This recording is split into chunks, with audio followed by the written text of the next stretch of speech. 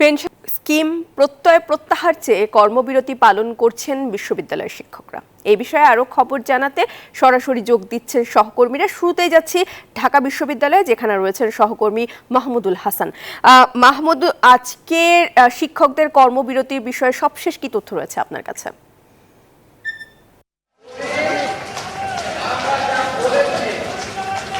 প্রিয়াঙ্কা, আপনাকে ধন্যবাদ জানাচ্ছি। বৈষম্য বিরোধী ছাত্র সমাজ তারা যেরকম কোটা বিরোধী আন্দোলন করছে, পাশাপাশি কিন্তু সার্বজনীন পেনশন স্কিম প্রত্যয় বাতিলের দাবিতে কিন্তু ঢাকা বিশ্ববিদ্যালয়ের শিক্ষক কর্মচারীরা যে আন্দোলন করছেন সেই আন্দোলন কিন্তু এখনও চলছে। যদিও গত শনিবার কিন্তু সড়ক পরিবহন ও সেতুমন্ত্রী ওবায়দুল কাদেরের সঙ্গে বৈঠক হয়েছে একটি, এবং সেই বৈঠকে কিন্তু এই পেনশন স্কিম 2025 সাল থেকে কার্যকর হওয়ার কথা বলা হচ্ছে। কিন্তু তারপরেও কিন্তু শিক্ষক কর্মচারী তারা বলছেন যে এই যে পেনশন স্কিমে তাদেরকে অন্তর্ভুক্তি করা হবে সেটি তারা হচ্ছে যে তাদের জন্য বঞ্চনার এক ধরনের কথা বলছেন। তারা বলছেন যে তাদের জন্য স্বতন্ত্র পে স্কেল গঠন করা হোক এবং তাদের যে দাবিগুলো সেই যৌক্তিক দাবিগুলো মেনে নেওয়া হোক। আপনি কিন্তু দেখতে পাচ্ছেন এই মুহূর্তে আমরা রয়েছি ঢাকা বিশ্ববিদ্যালয়ের রেজিস্টার বিল্ডিংয়ের সামনে। এখানে কিন্তু প্রশাসনিক কার্যক্রম বন্ধ রেখেই কিন্তু এখানকার প্রশাসনিক কর্মকর্তা কর্মচারী যারা রয়েছেন তারা অবস্থান নিয়েছেন, এবং পাশাপাশি কলা ভবনে আমরা দেখেছি সেখানে কিন্তু শিক্ষক যারা রয়েছেন তারাও কিন্তু একটু পরে অবস্থান নেবেন। একই সঙ্গে কোটা বিরোধী আন্দোলন যারা করছেন তাদেরও বসার কথা রয়েছে। 12টার পরে ঢাকা বিশ্ববিদ্যালয়ের রাজু ভাস্কর্যে তারা বসবেন। তো সব মিলে এই আন্দোলনগুলো চলছে। তারা বলছেন যে সরকার যে পে স্কেলের যে অন্তর্ভুক্তির যে বিষয়টি বলছে সেটি তারা পুরোপুরি বাতিল চান, এবং হচ্ছে যে যতক্ষণ পর্যন্ত বাতিল না হবে ততক্ষণ পর্যন্ত তারা এই আন্দোলনটি চালিয়ে যাবেন। এবং শিক্ষার্থীদের আন্দোলনও একটু পরে তারা হচ্ছে যে রাজু ভাস্কর্যের সামনে অবস্থান নেবেন, এবং তারাও কিন্তু একই দাবিতে তাদের হচ্ছে যে কোটা বাতিলের দাবিতে তারা এই আন্দোলন করছে। একই আন্দোলন চলছে সারা দেশের সব পাবলিক বিশ্ববিদ্যালয়ে কিন্তু এই আন্দোলনগুলো চলছে।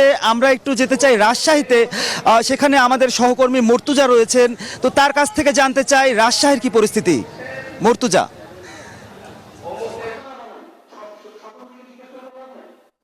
মাহমুদুল, আপনাকে ধন্যবাদ। আপনি যেমনটি বলছিলেন, রাজশাহী বিশ্ববিদ্যালয়ে কিন্তু শিক্ষক ছাত্র কর্মকর্তা কর্মচারীদের আন্দোলনের ফলে উত্তাল অবস্থা বিরাজ করছে, এবং শিক্ষকদের ধারাবাহিক আন্দোলন কিন্তু অব্যাহত রয়েছে।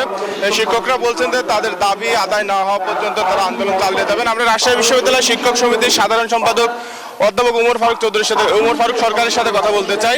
আপনাদের দাবি কি জানাচ্ছেন? আমাদের দাবি, গতকাল আমাদের যে বিশ্ববিদ্যালয় শিক্ষক সমিতি ফেডারেশনের যে দাবি ছিল তিনটি সুস্পষ্ট, যে আমাদের স্কিম থেকে আমাদেরকে ওখান থেকে বাদ দেওয়া, প্লাস স্বতন্ত্র বেতন কাঠামো এবং সুপার গ্রেডের, এই তিনটে সুনির্দিষ্ট দাবি নিয়ে আমাদের আলোচনা ছিল।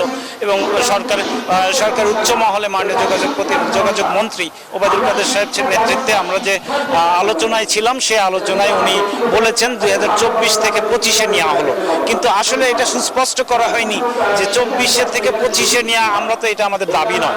প্রত্যয় 24 থেকে 25-এ আবার কি প্রত্যয় স্কিমেই অন্তর্ভুক্ত করা হবে, সেটা তো আমাদের দাবি নয়। আমরা ক্লিয়ারলি ব্যাকগ্রাউন্ড বলেছি। আমাদের বাংলাদেশের সব পাবলিক ইউনিভার্সিটি ফেডারেল শিক্ষক সমিতি বসে আবার সিদ্ধান্ত হয়েছে যে আমাদের দাবি সুস্পষ্ট, যে স্বীকার করেছেন মতান্তরে যে প্রজ্ঞাপনটা ভুল ছিল, বিভিন্ন ধরনের ভুল ছিল, সেটাকে সংশোধন করা হবে।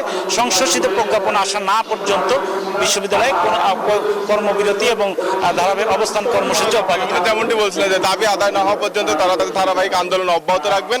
এই ছিল রাজশাহী বিশ্ববিদ্যালয় থেকে সর্বশেষ